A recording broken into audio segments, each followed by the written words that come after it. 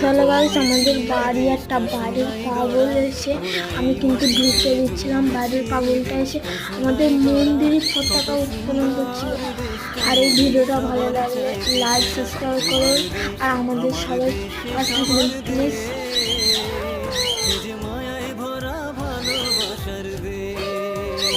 তোমার দেশ আমার দেশ সবার দেশ, এই যে মায়ায় ভরা ভারতবর্ষ দেশ।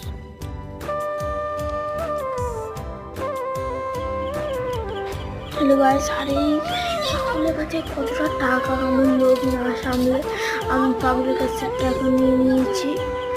দেখুন আমি কিরকম করলাম।